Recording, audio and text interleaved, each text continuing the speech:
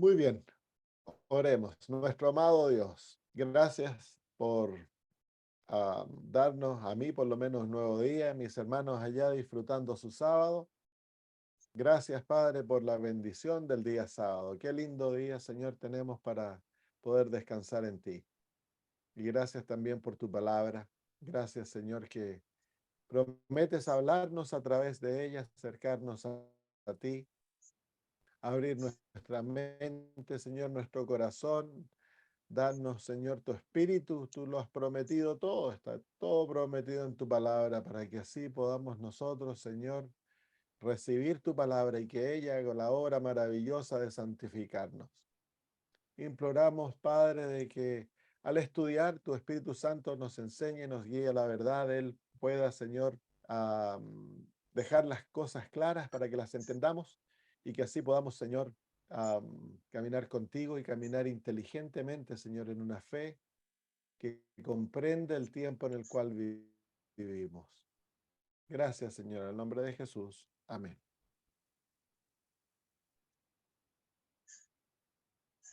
Muy bien, Amén. bienvenidos. Am, Lindo verlos a todos, o a aquellos que veo. A los demás les veo el nombre, así que bienvenidos. Vamos a comenzar con el capítulo 12 hoy. La semana pasada terminamos con el capítulo 11 y con la historia del rey del norte. Se acaba en el versículo 45 y el capítulo 12, el foco, los primeros 4 versículos, es lo que ocurre cuando Miguel se pone de pie. Muy bien, si vamos de vuelta al versículo 40 del, del capítulo 11, comienza con, con el fin de un periodo de tiempo. Dice, pero al cabo del tiempo. Entonces, esa es una referencia cronológica. Y ese cabo del tiempo es el fin de los 1260 años, que es parte de una profecía más grande en las Sagradas Escrituras, en el libro de Daniel, que son los 2300 años. Entonces, los 2300 años tienen dos otras profecías o hay varias, están luego el capítulo 12, tiene el periodo de 1335, 1290, todos esos son parte de los 2300 años. Entonces tenemos los 2300 años, tiene la profecía de los 490 años, las 70 semanas, que nos muestra el comienzo del ministerio de Cristo, el comienzo sacerdotal de Jesús. Todas las profecías tienen que ver con ello. Y luego los 1260, los 1290, los 1335 son todas profecías asociadas, las vamos a estudiar cuando lleguemos ahí, que tienen que ver con el periodo en el cual el papado iba a tergiversar el ministerio de Cristo en los cielos. Y en los 2300 años nos lleva hasta el comienzo del ministerio en el lugar santísimo. Así que las 70 semanas nos muestra el ungimiento del sumo sacerdote, el ofrecimiento de los sacrificios y el comienzo del ministerio en el lugar santo de Cristo.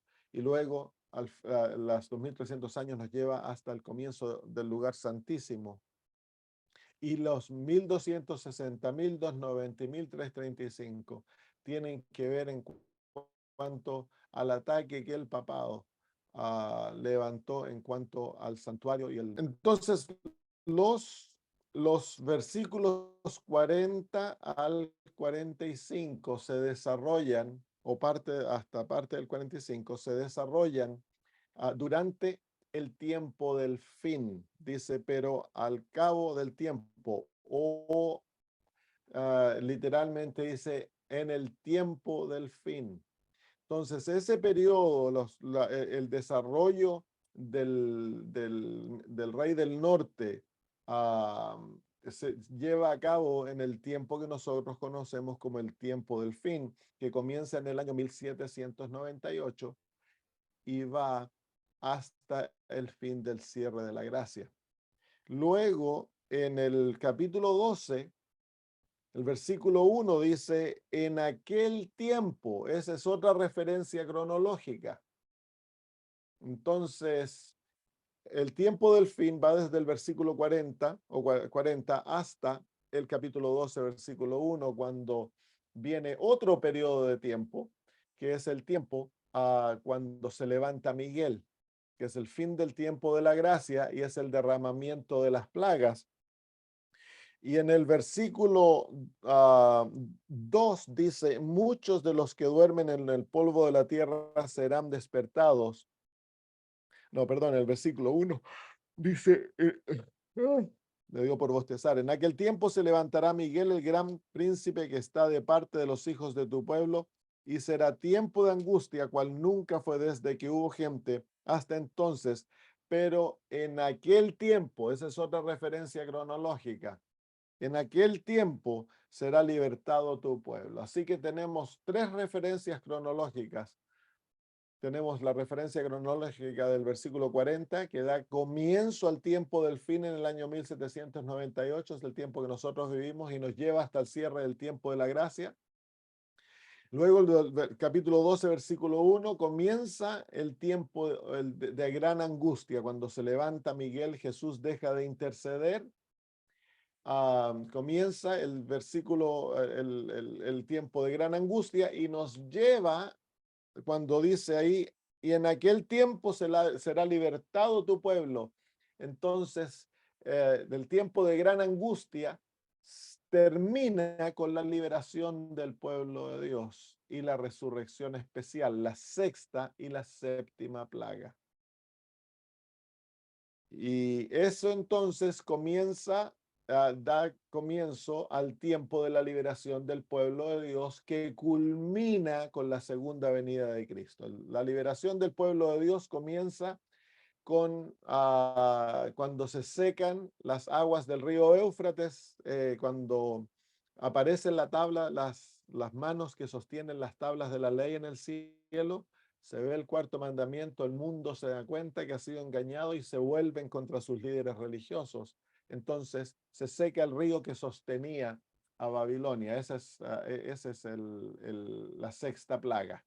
Y la séptima plaga trae la destrucción de Babilonia y al fin de la séptima plaga viene Cristo Jesús, la segunda venida de Cristo. Así que esos son los tres grandes periodos que no son periodos con fechas. Ninguno de estos periodos tienen fechas. Cuando escuchamos a algunos adventistas tratar de poner periodos a estas fechas, a estos periodos, están actuando fuera del marco profético bíblico. Muy bien, así que eso nos da las grandes tiempos. Ahora, el versículo 45 termina dice, mas llegará a su fin y no tendrá quien le ayude. Entonces, esa es la séptima plaga, la destrucción de Babilonia. No hay quien le ayude. Se secó el río Éufrates y ahora es destruida la séptima plaga y eventualmente dice que la bestia y el falso profeta serán echados en el lago de fuego en el capítulo 19. Así que nos lleva hasta ese punto. El capítulo 12, versículo 1, vuelve atrás para mostrarnos ahora la profecía desde otro punto de vista, que es cuando Miguel se pone de pie.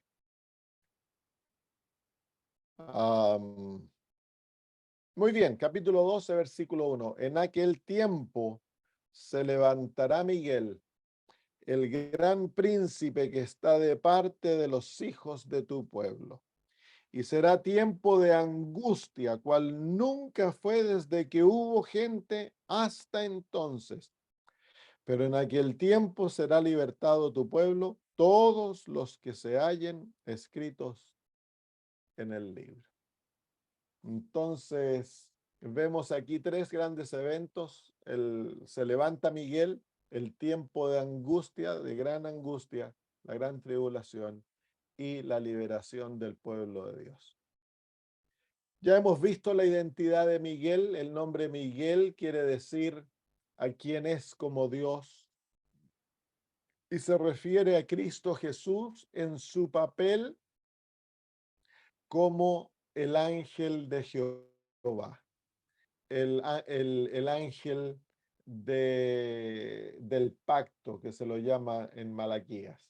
Así que Cristo Jesús, producto del plan de la redención, él tomó tres grandes identidades sobre él, aparte de la realidad de que él es Dios eterno. Él tomó sobre sí la realidad de ser el Hijo de Dios, luego tomó la realidad de ser el ángel del pacto, Miguel, que es la cabeza de los ángeles, y luego tomó la realidad de ser el Hijo del Hombre. Las tres grandes realidades unidas a su divinidad. Por eso el nombre Miguel refleja dos realidades. Él es el arcángel, pero también él es como Dios. Así que refleja esas grandes realidades. Y dice que él es el gran príncipe que está de parte de los hijos de tu pueblo, el que protege a los hijos de tu pueblo. Ya lo vimos en Daniel capítulo 10, donde el ángel le dice, el ángel Gabriel le dice a Daniel que el único que lo puede ayudar a él es Miguel, uno de los grandes príncipes. Así que él es el gran príncipe, la Biblia lo llama el arcángel. En griego, la palabra ar es equivalente al término príncipe en, en el hebreo, que quiere decir que él es el cabeza, él es el líder, él es el capitán, el que dirige a los ejércitos del cielo. Así que él es nuestra cabeza, él es nuestro príncipe, nuestro capitán, arcángel. Muy bien, ya nos referimos al tiempo. Este es el momento en que se cierra la gracia. Jesús ha terminado su obra de intercesión en los cielos y se pone de pie. Es interesante porque si vamos al libro de Hechos,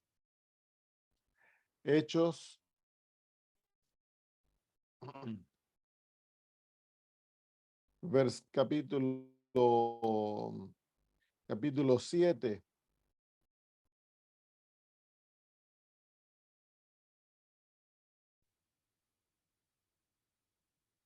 y el versículo 55.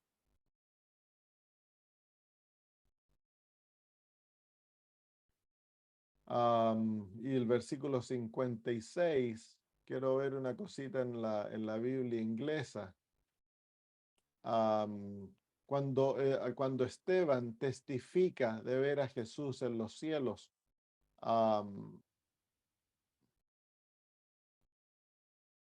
ya. Vamos al versículo 55, dice, pero Esteban, lleno del Espíritu Santo, puesto los ojos en el cielo, vio la gloria de Dios y a Jesús que estaba a la diestra de Dios. Y dijo, he aquí veo los cielos abiertos, y al Hijo del Hombre que está a la diestra de Dios. En el español se pierde una palabra que en el inglés clarifica que Jesús está de pies en la mano derecha de Dios, a la diestra de Dios.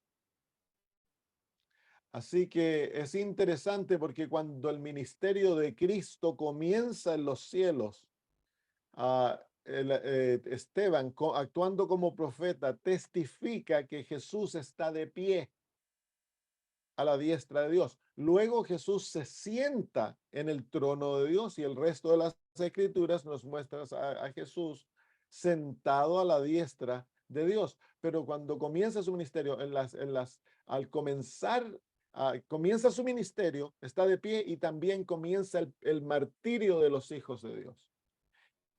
Cuando Jesús termina su ministerio en los cielos y va a terminar el martirio de la iglesia, porque una vez que se cierra la gracia ya no hay más mártires. Jesús nuevamente en Daniel capítulo 12, versículo 1, se lo ve puesto de pie, nuevamente, está de pie. Entonces, la Biblia testifica el comienzo de su ministerio, Jesús está de pie, al fin de su ministerio sacerdotal, Jesús está de pie. Dos señales que nos muestran el comienzo y el principio de la obra de Jesús en el lugar santo y en el lugar santísimo, la obra de intercesión en favor nuestro. Y también se encuentra asociado con esto el comienzo, el primer mártir, y luego cuando Jesús termina su obra ya no va a haber más mártires. Entonces Jesús se pone de pie para testificar, actuar como testigo. Él es el testigo fiel.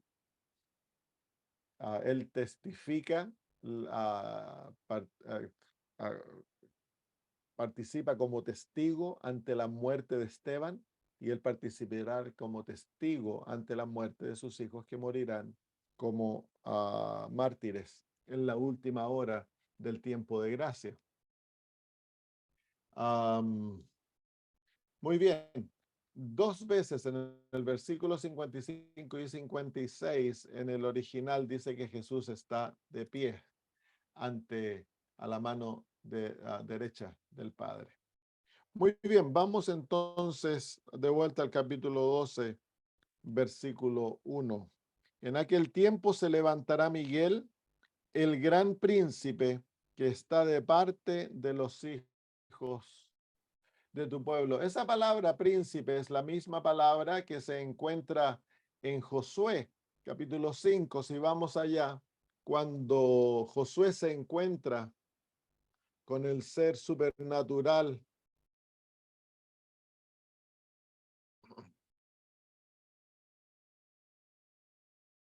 en el versículo 13 del capítulo 5, dice, estando Josué cerca de Jericó, alzó sus ojos y vio un varón que estaba delante de él, el cual tenía una espada desenvainada en su mano. Y Josué, yendo hacia él, le dijo, ¿eres de los nuestros o de nuestros enemigos?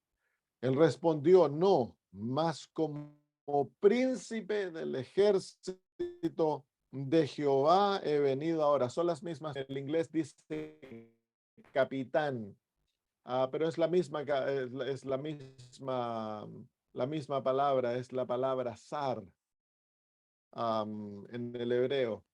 Entonces se identifica a Jesús no tan solo como el príncipe o el capitán de los ejércitos celestiales, sino que también de los ejércitos del ejército de Dios. Somos parte de él, y él es el cabecilla, él es el dirigente de todo, de los ejércitos de Dios. Muy bien, Daniel 12:1, en aquel tiempo se levantará Miguel, el gran príncipe que está de parte, él está en favor nuestro, él es el que nos cuida. Am, claro, el que está de parte, dice, en la versión en inglés dice que el que está en favor. Entonces, nosotros tenemos el favor de Cristo Jesús. El gran príncipe que está de parte de los hijos de tu pueblo. Ya hemos visto esto. ¿Quién es el pueblo de Daniel en el Antiguo Testamento? El pueblo de Daniel, los hijos de tu pueblo, se refiere a Israel. Pero en el Nuevo Testamento, Israel deja de ser la nación literal escogida, y entonces el lugar es tomado por todos aquellos que creen en Cristo Jesús. Y en el libro de Apocalipsis, entonces es el remanente, la iglesia visible y también la iglesia invisible. Todos aquellos que aman las Sagradas Escrituras y que viven en obediencia a la palabra de Dios y han aceptado a Cristo como su Salvador, son el pueblo de Dios, el pueblo de Daniel. Muy bien. Y será tiempo de angustia. tiempo de angustia. Entonces, coincide el tiempo en el cual se levanta a Miguel con el tiempo de angustia. Son el mismo tiempo. En aquel tiempo, la palabra en aquel tiempo se refiere al fin del tiempo del fin, y eso da comienzo al gran tiempo de angustia. Si venimos al libro de Mateo, el capítulo 24, el Señor Jesús se refiere a estas palabras de Daniel casi en forma directa. Dice el versículo 15, por, por tanto, cuando veáis en el lugar santo la abominación desoladora de que habló el profeta Daniel, el que lee entienda. Entonces los que estén en Judea huyan a los montes, el que esté en la azotea no descienda para tomar algo de su casa, y el que esté en el campo no vuelva atrás para tomar su capa. Mas ay de las que estén encintas y de las que críen en aquellos días. Orad pues que vuestra huida no sea en invierno ni en día de reposo, porque habrá entonces gran tribulación, cual no la ha habido desde el principio del mundo hasta ahora, ni la habrá. Entonces, ese es el periodo de gran tribulación, el periodo de gran angustia, que es el resultado de Miguel poniéndose de pie. Así que es el periodo de las plagas, el periodo cuando la gracia va a dejar de interceder y ya no va a haber más misericordia de Dios. La posibilidad de salvarse se va a ver terminado, y las plagas serán derramadas sobre este mundo.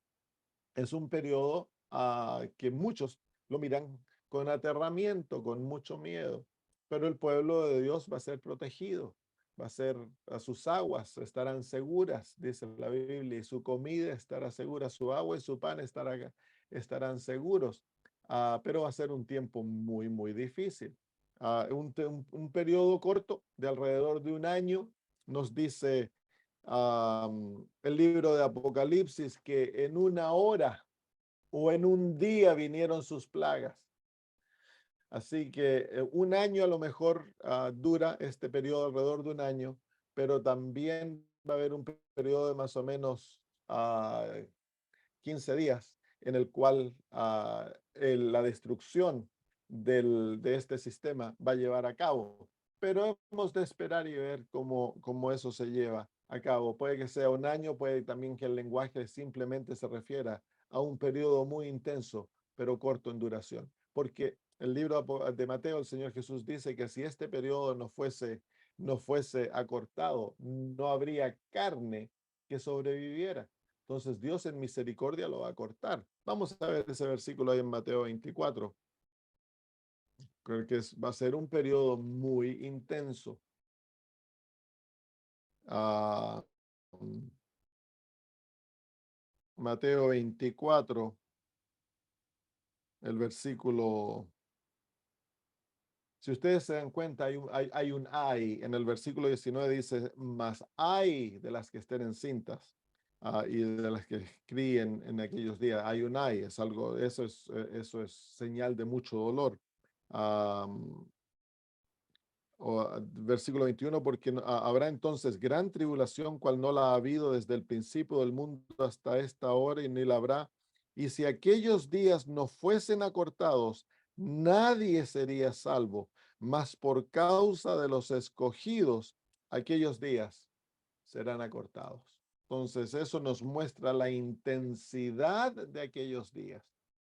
Ahora, la declaración en el capítulo 12 dice, será tiempo de angustia. En el versículo 45, va mano a mano en el principio del 45, donde dice, y plantará las tiendas de su, perdón, dice el versículo 44, y saldrá con gran ira para destruir y matar a muchos. Eso comienza antes del ¿cómo se llama?, del cierre de la gracia, algún tiempo antes, y se intensifica hacia el fin del tiempo de la gracia y luego viene la gran decisión de poner a fin al pueblo de Dios en un día y una hora, donde mundialmente se va a tomar la decisión de destruir a los hijos de Dios, sacarlos de la superficie de la tierra.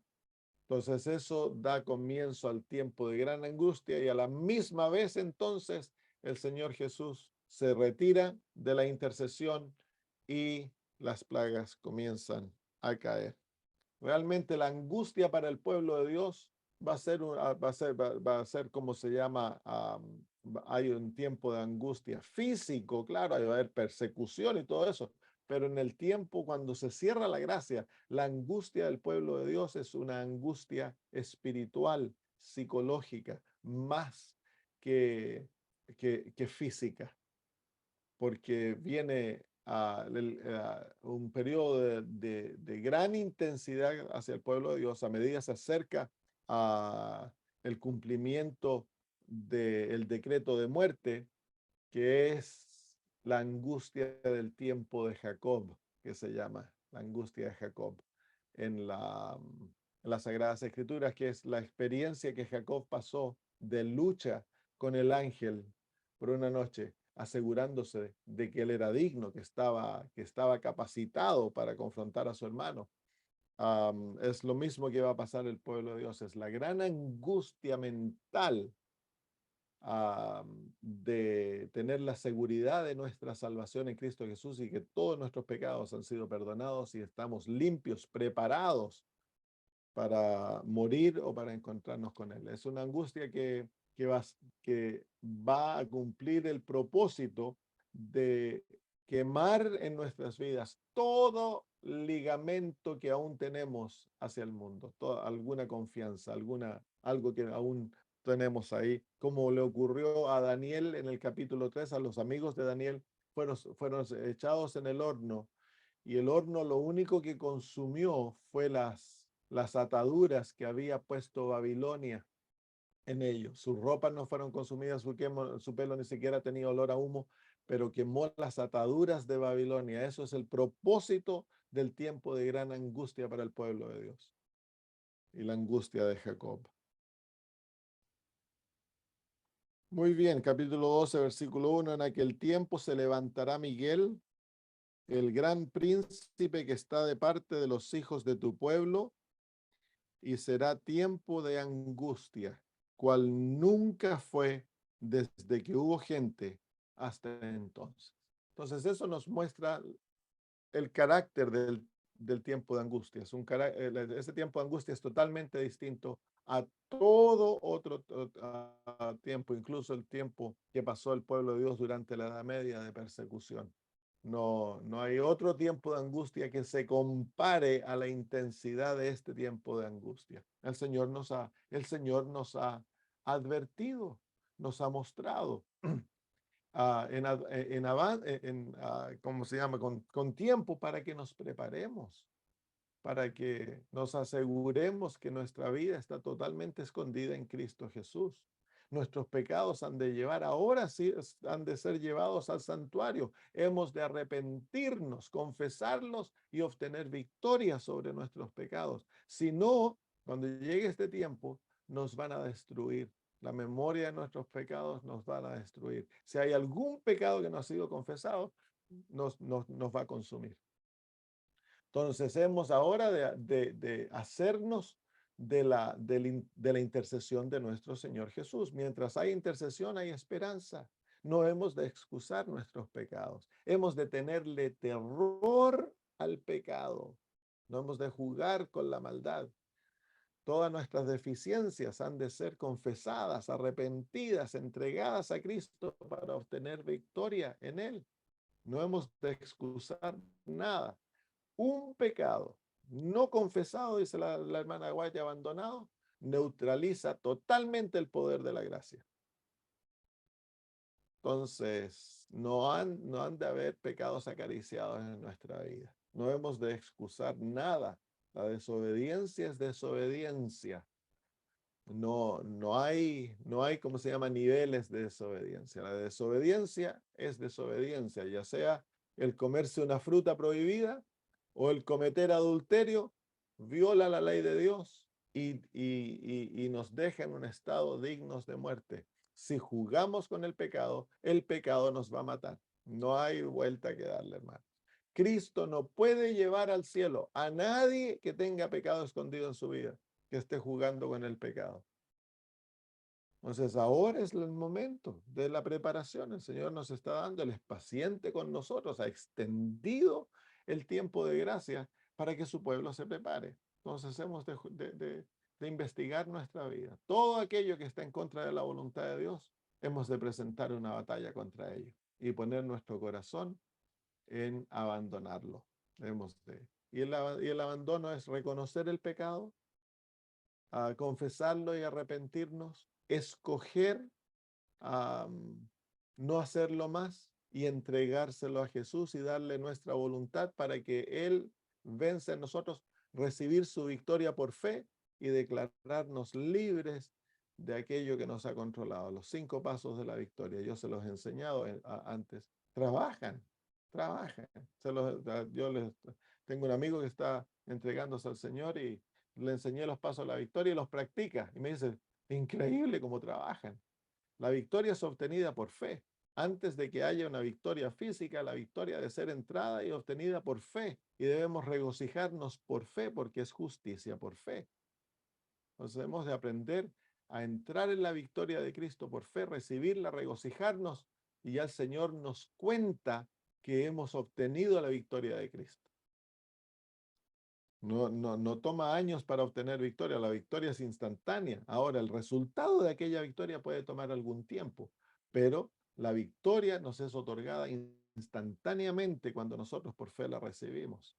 Pero hemos de ser humildes, hemos de humillarnos ante Dios, hemos de confesar ante Él nuestros pecados abiertamente, y a nuestros hermanos si los hemos ofendido, si hemos hecho mal, si hemos maltratado a alguien, hemos hablado mal de alguien, hemos de ir abiertamente y confesar nuestros pecados. No hemos de tener orgullo, dejar que el orgullo nos acalle. Si no, los pecados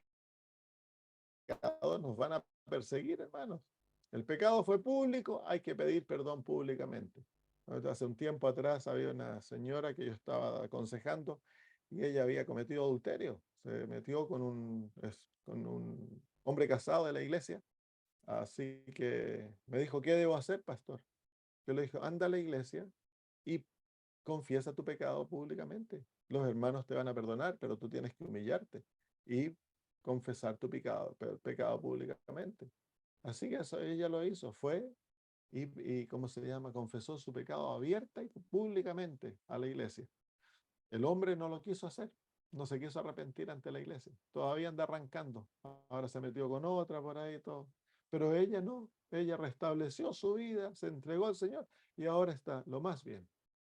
¿Por qué? Porque el que confiesa su pecado prosperará, dice la Biblia. Así que no hay que tener miedo de confesar nuestros pecados, arrepentirnos. Lo que debemos tener miedo es no confesar el pecado, hermanos, no arrepentirnos. Hemos de estar aterrados del pecado, porque si lo permitimos, te va a destruir y te va a dejar tirado en este lado de la eternidad. Muy bien, dice, pero en aquel tiempo será libertado tu pueblo, todos los que se hallen escritos en el libro. Los que se hayan escritos, ¿en cuál libro? En el libro de la vida. ¿Y cómo nos aseguramos que el libro está escrito, que mi nombre está escrito en la vida? Bueno, el juicio terminado, Cristo ya se puso de pie, todos los casos han sido determinados, los libros han sido editados. El libro de la vida ha sido editado. Todos aquellos cuyos nombres no están en el libro de la vida, entonces se pierden.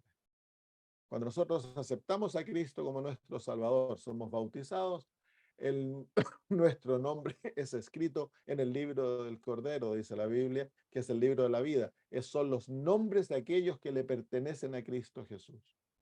Llegamos a ser pueblo, familia de Dios, hijos de Dios. Pero esos nombres, ese libro es editado durante el juicio. Ese es el propósito del juicio. Hay una obra de investigación y se revisa que aquellos cuyos nombres están en el libro de la vida vivieron una vida de acuerdo a lo que ellos dijeron. Entonces, el propósito del juicio es editar, del juicio investigador que ocurre antes de la segunda venida de Cristo, es investigar los libros y editar los libros. Porque tan solo aquellos cuyos nombres están en el libro de la vida serán liberados.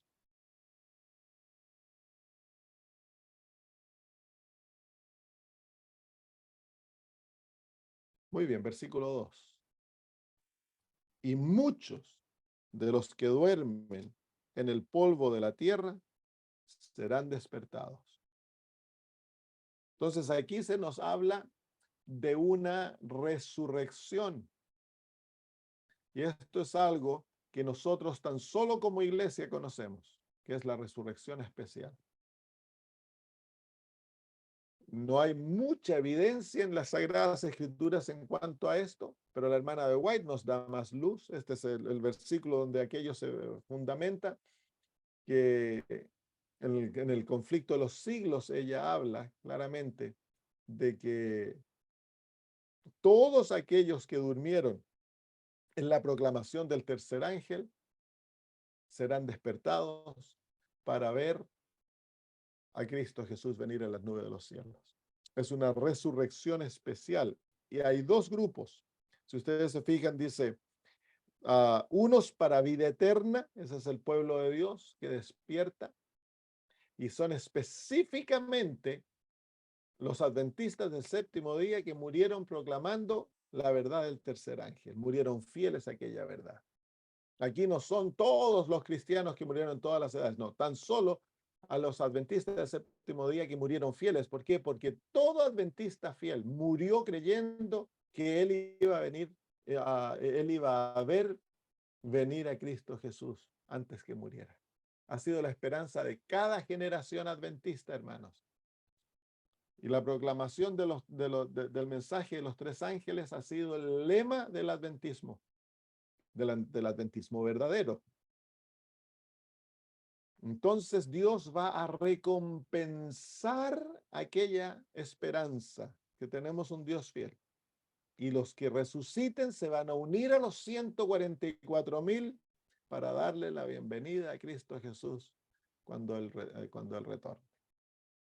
Los adventistas del séptimo, perdón, los 144,000 van a ser el pueblo que nunca murió, y los que resuciten van a ser el pueblo que murió pero resucitó. Así como cuando Jesús iba a ir a la cruz, Dios le envió a Moisés y a Elías. Moisés, el pueblo que murió y resucitó; Elías, el pueblo que nunca murió, que fue trasladado vivo al cielo. De la misma manera, y ese es un cuadro de la segunda venida de Jesús. Jesús prometió, dijo, de que hay algunos de vosotros aquí que no bajarán al descanso sin ver el reino de Dios que venga. Entonces él, cuando llevó a los tres apóstoles al monte, él se transfiguró y hubo una representación de la segunda venida de Cristo. Jesús transfigurado con dos grupos: los que murieron y resucitaron y los que nunca murieron. Entonces va a ocurrir exactamente lo mismo cuando Cristo vuelva. Hay una resurrección especial que prepara al pueblo. ¿Cuánto tiempo va a ser esto antes de la segunda venida de Cristo? No sabemos, pero parece que va a ser algún tiempito antes, algunos días antes a lo mejor. Porque despiertan durante la séptima plaga. Dice Managuay, cuando viene el terremoto grande, ese terremoto abre las cárceles, también abre los sepulcros de los hijos de Dios y son resucitados.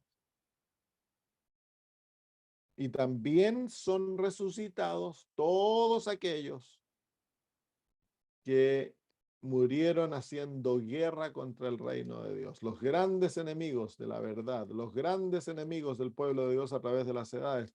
En Apocalipsis capítulo 1, versículo 7, dice: he aquí viene con las nubes, las nubes, y todo ojo lo verá, y los que le traspasaron.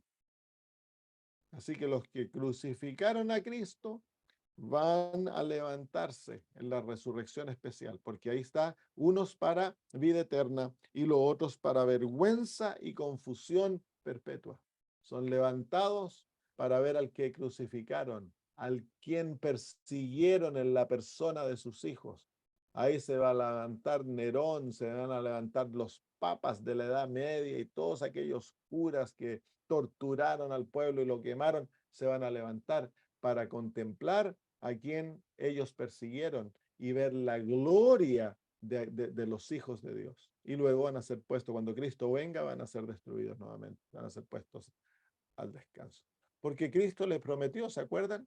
En las palabras de Jesús en el libro, si no me equivoco, libro de Mateo, el capítulo 27,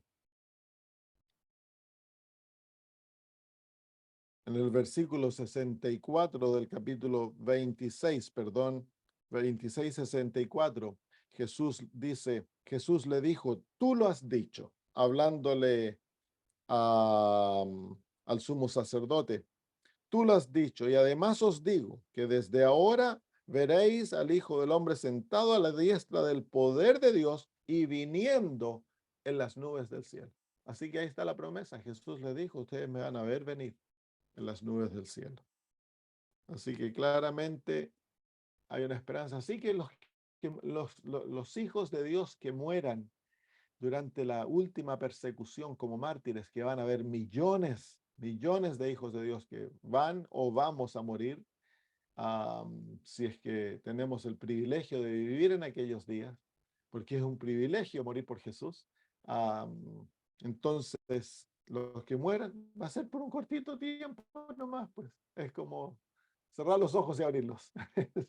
Va a haber un periodo largo, va a haber tortura, va a haber dolor, va a haber eso, sufrimiento, pero es por un cortito periodo de tiempo. El Señor nos va a dar ¿cómo se llama? El galardón por nuestra esperanza en levantarnos y unirnos a los 144,000 para recibir a Cristo Jesús viniera en las nubes del cielo. El resto de la resurrección, que no es mencionada en Daniel, la resurrección general ocurre ya cuando Cristo retornó. Él desciende, queda parado en el aire y luego de ahí suena la trompeta, y con voz de arcángel o con voz de Dios y trompeta de arcángel, entonces despierta a los santos de todas las edades. Pero el pueblo de Dios, el pueblo adventista, va a tener el privilegio de venir, de ver todos los últimos eventos y ver a Cristo Jesús venir de la nube pequeña que se va agrandando. Todo aquello lo vamos a tener, lo vamos a ver, porque es nuestra fe, es lo que nosotros hemos esperado, hemos creído, hemos soñado con ello. El Señor es fiel y nos va a otorgar el privilegio de participar en aquellos eventos. Muy bien, Daniel 12:2, y muchos de los que duermen en el polvo de la tierra serán despertados, unos para vida eterna y otros para vergüenza y confusión perpetua. Los entendidos, hasta el versículo 2 llega la profecía en sí, culmina con la resurrección especial. Ahí llega Daniel. Daniel no nos lleva en visión hasta la segunda venida de Cristo. Él nos muestra eso en Daniel capítulo 2. Se muestra la segunda venida de Jesús. Es el único capítulo en el cual se muestra la roca que destruye la imagen. Pero en el capítulo 11 y 12 se nos lleva hasta el momento de la resurrección especial. Y luego dice, es la última nota, dice: los entendidos resplandecerán como el resplandor del firmamento, y los que enseñan la justicia a la multitud, como las estrellas a la perpetua eternidad. Entonces aquí Daniel nos muestra a la mujer, que con la historia de la mujer comienza en Génesis 3:15, cuando dice: pondré enemistad entre ti y la mujer. El pueblo que acepta la oferta de salvación y la gracia divina y se aferran a Cristo como su Salvador y como su todo. Luego se ve en Apocalipsis capítulo 12, se ve a la mujer ah, en la historia apostólica hasta el año 1798. La mujer vestida del sol, parada en la luna, con las estrellas en su cabeza. Los símbolos son iguales. Los entendidos son la mujer, son el pueblo de Dios. Y miren el lenguaje: resplandecerán como el resplandor del firmamento. ¿Cuáles son los resplandores del firmamento? El sol, la luna y las estrellas. Entonces aquí el apóstol, el profeta Daniel nos muestra a la mujer victoriosa en la última batalla, en el lenguaje simbólico. Entonces se garantiza la victoria de la mujer, la promesa de Dios en Génesis 3:15. Pondré enemistad entre ti y la mujer, entre su descendencia y la descendencia tuya. Este te herirá en la cabeza y tú le herirás en el calcañar. Entonces, la garantía de la victoria del pueblo de Dios se nos muestra aquí proféticamente, simbólicamente en el versículo 3. Los entendidos son el pueblo de Dios, resplandecerán como el resplandor del firmamento, y los que enseñan la justicia a la multitud como las estrellas a perpetua eternidad. Entonces ahí se muestran la victoria y luego el pueblo de Dios existiendo por la eternidad. Pero ¿cómo se llama? Dos condiciones. Dice los entendidos. ¿Qué es lo que ellos entienden? Ellos entienden la palabra de Dios. Los entendidos son los que resplandecen, y luego dice: y los que enseñan la justicia. Es interesante porque el pueblo de Dios siempre ha tenido dos mensajes. Uno es el mensaje temporal, el mensaje local, como Moisés, que venía el diluvio, perdón, en Noé, y el mensaje eterno, que es la predicación de la justicia de Cristo, la salvación. Y entonces aquí se nos muestra claramente al pueblo de Dios en los últimos días predicando el mensaje eterno. ¿Se acuerdan en Apocalipsis capítulo 14 que vi a otro ángel volar por el medio del cielo que tenía el evangelio eterno para predicarlo a todas las naciones? Esa es la justicia, es el mensaje de la justicia de Cristo, otorgada a todos gratuitamente a través de la justificación y la santificación. Es la predicación del plan de la redención, de la obra de Jesús en nuestro favor. Todo aquel plan maravilloso que se nos otorga en conjunto con nuestro mensaje presente, la verdad presente de los tres ángeles. Entonces, son aquellos que van a recibir el don de brillar para siempre, por la eternidad, como estrellas, como luces. Así que tú y yo podemos ser luz del mundo, hermanos. Vosotros sois la luz del mundo. A la mujer se la presenta siendo el sol, la luna y las estrellas de este mundo. Espiritualmente, el pueblo de Dios es la realidad. Hemos nosotros entonces de ser entendidos, hemos de estudiar la Biblia, hemos de estudiar el espíritu de profecía, hemos de vivir aquellas verdades por amor, y luego hemos de enseñarlas al mundo. Hemos de dedicar nuestra vida para la predicación del evangelio, hermanos. Debemos de dejar de ser flojos. Hay hermanos que lo único que quieren es ser como alimentados. Van a todas las reuniones, reunión de oración, y participan en las reuniones de Zoom, y quieren de esa manera asegurar la salvación. Es un balance. No puedes tú ser salvo sin trabajar por otros. No puedes tú ser transformado en la imagen de Cristo si no te dedicas, niegas a ti mismo y inviertes tu vida en hacer feliz a otros, en buscar su felicidad eterna. Y tenemos corto tiempo. Hemos de invertirnos, hermanos, en la predicación del Evangelio, en compartir las verdades, en ayudar al vecino, a nuestros parientes, con amor, tratar de buscar ganarlos a Cristo Jesús. No importa cuán difícil sea, no importa cuán difícil sea. En nuestros países es más fácil, aquí en Australia es difícil, pero hay que hacerlo, es una obra necesaria. El Señor nunca prometió que iba a ser fácil, pero es deleitoso el traer a almas a Cristo Jesús y verlas cómo se entregan. Y cuando sus vidas son transformadas, se llenan de paz, de gozo, y llegan a ser discípulos de Jesús, uno se vuelve adicto a eso. Es la mejor droga, el ganar almas.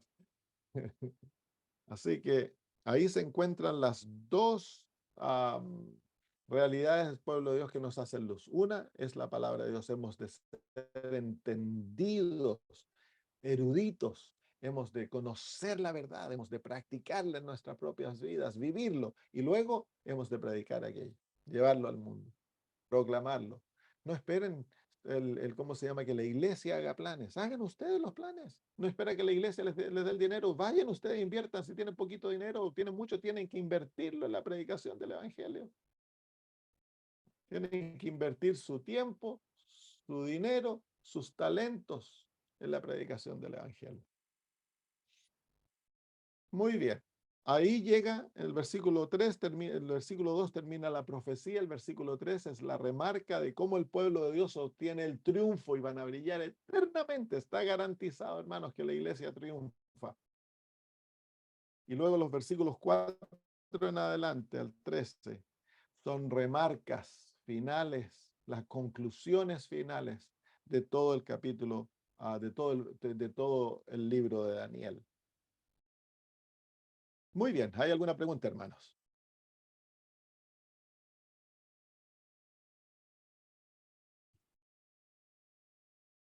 Pastor, ahí en la Biblia de estudio, respecto del capítulo 12, versículo 3, la hermana de Juan, mensaje selecto, dice, viviendo una vida de consagración y abnegación al hacer el bien a otros, podríais haber añadido estrellas y gemas a la corona que llevaréis en el cielo y habríais acumulado tesoros eternos inmarcesibles. Amén. Qué bonito. Augusto, tienes la mano levantada, hermano.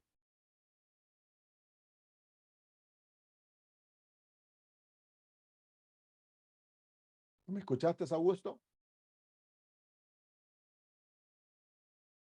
Bueno. Hermana Elis. Hay dos Augustos. ¿Por qué hay? Bueno, Hola, está hola. Augusto from... Hola, hola. Sí, hola. Ahí está. Gracias. Sí, en la resurrección especial, que se va a levantar ese grupo de personas que proclamaron y creyeron el mensaje adventista. Ese grupo después se une con los 144.000 y forma parte del 144.000, No. o los 144.000 son los que se mantuvieron vivos y nada. Los 144.000 es un grupo bien distinto. La hermana White lo describe cuando llegamos todos al cielo y los salvos de todas las edades se encuentran antes de entrar a la ciudad santa. En el medio de ellos se encuentran los 144.000. Así que es un grupo distinto, es un grupo especial. Así que la resurrección especial, los hermanos de la resurrección especial se levantan, se van a unir juntos, van a estar juntos para recibir a Jesús, pero no conforman parte de los 144.000. Gracias. Hermana Elis. Buenas tardes, pastor. Feliz sábado. Dos consultas. Primero, los 144.000 son los vivos que van a estar cuando Jesús venga. Y lo otro, ¿cuándo comienzan los juicios de Dios? o no hay fecha, o más, no sé. Ya, gracias, hermana. No hay fecha para ni periodos de tiempos definidos por fechas o por cronología. En cuanto a que sepamos nosotros con exactitud cuándo va a comenzar, porque comenzó una fecha aquí, luego lo otro va a ocurrir en 2 años más tarde o 3 años y medio más tarde. Bueno, eso no se nos ha dado. Toda profecía de tiempo en sí culminó con 1844, las grandes profecías de tiempo. Así que no podemos poner fechas. Hay que tener cuidado. Por ejemplo, anda el doctor Walter Weiss, que es un erudito, y él salió con que los 6.000 años se acaban al fin de los 2000 años, en el año 2027. Y hay hermanos que andan corriendo con eso. No sé si ha sido traducido los mensajes al español. Pastor David Gates salió también con fechas y andan otros con fechas. La hermana de White dice esto, que cuando una persona, un pastor, comienza a poner fechas, Dios no está hablando a través de ellos. Eso es bien claro.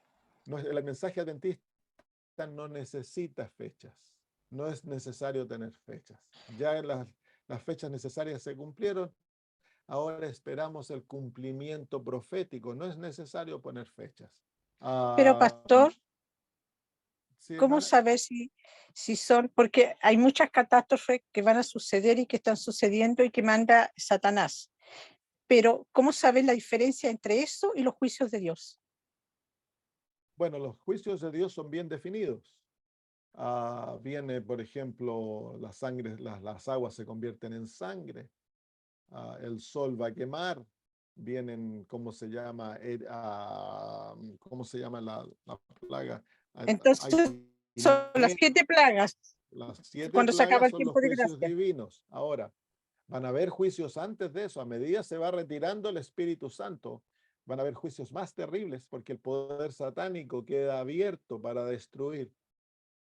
Entonces, pero las plagas son bien definidas. Léalas y veas, no es difícil determinar cuáles son las plagas.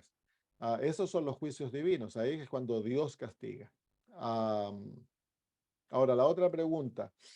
Los 144.000 no es el único grupo vivo que espera a Jesús, porque está la resurrección especial. Los hermanos de la resurrección especial se unen a los 144.000. La diferencia es que los 144.000 no mueren. Ellos no conocen la muerte física. Entonces, esa es la gran diferencia, pero hay 2 grupos vivos cuando Cristo comienza a venir.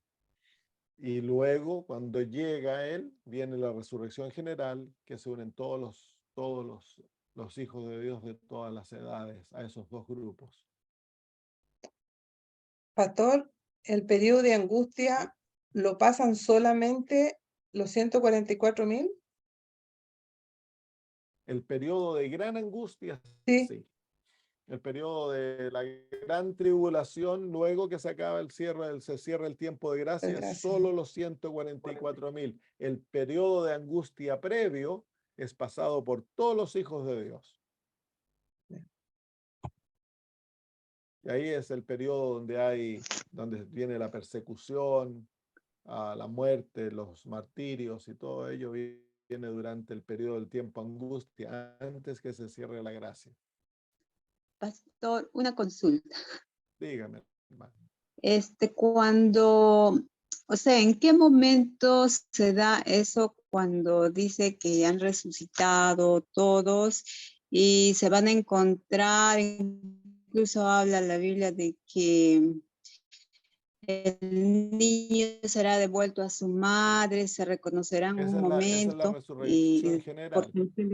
Por lo general, nosotros nos referimos a aquello y se habla cuando eso se aplica a la resurrección general, cuando los santos de todas las edades resucitan. En cuanto a la resurrección parcial, resurrección especial, no tenemos mucha luz. Sabemos que va a ocurrir, pero no tenemos mucha luz. Entonces, el hablar de cualquier otra cosa de la resurrección parcial es conjeturar con resurrección, con, ¿cómo se llama? Con información que no tenemos. Ah, ya. Pero ¿será solo un momento ese encuentro y después todos seremos transformados? Bueno, el encuentro O sea, va a ser la reunión de la familia y luego seremos llevados al cielo, gracias a Dios, y permaneceremos en esa unión por siempre.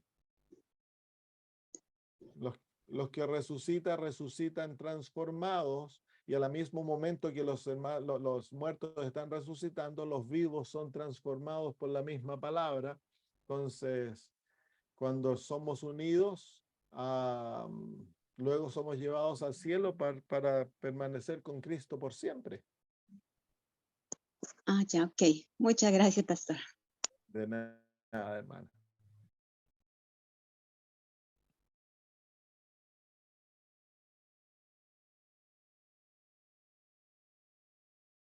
Sí, sí, aquí tengo una pregunta, dice la hermana Maritza, dice, si Daniel 12:2 no describe la resurrección de todos los muertos para enfrentar la sentencia de Dios para cada uno, ¿en qué lugar de la Biblia se encuentra esta resurrección de todos? Ahora, la resurrección general, hemos de recordar de que hay dos resurrecciones en las Sagradas Escrituras. Está la primera resurrección, que es la resurrección de tan solo los salvos. En aquella primera resurrección se encuentra la resurrección parcial, la resurrección especial. Es parte de la primera resurrección, porque es la resurrección de los salvos. Y hay un pequeño grupo de los enemigos de Dios y de los que crucificaron a Cristo, que también resucitan en aquella primera resurrección. Ellos vuelven a morir cuando Cristo viene. Luego de 1000 años viene la segunda resurrección. Y la segunda resurrección es la resurrección de todos los perdidos. Y ellos son resucitados para participar en el juicio general. Ese es el momento cuando ocurre el juicio de todos.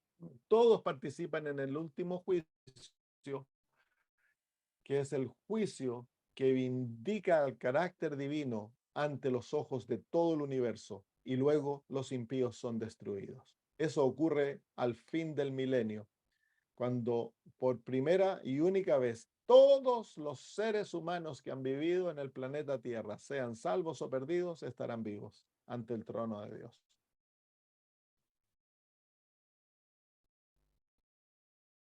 Muy bien. Si no hay ninguna otra pregunta, entonces terminamos. Oremos. Querido Dios, gracias por permitirnos participar, Señor, de un estudio tan lindo que nos muestra el fin de todas las cosas y la victoria que como pueblo, Señor, ya tenemos el gozo de participar en ella a través de Cristo Jesús. Oh Señor, te pedimos que nos lleves, Señor, a prepararnos para este tiempo, que nos lleves, Señor, a tomar seriamente los eventos que se encuentran, Señor, directamente ante nosotros. Y que nos, Señor, entreguemos nuestras vidas totalmente, abandonemos el pecado, Señor, confesemos, arrepintámonos, y que, Padre, también llévanos a amar tu palabra, a estudiarla, y a vivir los principios de tu palabra, y a dedicar nuestras vidas a la predicación del Evangelio, ayudar a nuestro prójimo, a tratar de llevarlos, Señor, a la salvación, y así que podamos brillar contigo por la eternidad. Bendice a mis hermanos, llénalos de tu espíritu, Señor, y que podamos tener el gozo un día pronto de encontrarnos, Señor, a los pies de Cristo. Gracias, Padre, en nombre de Jesús. Amén. Muy bien, hermanos, que el Señor los bendiga. Un abrazo Gracias, a pastor. todos. Chao, pastor. Que tengan una linda semana y nos encontramos el lunes de noche.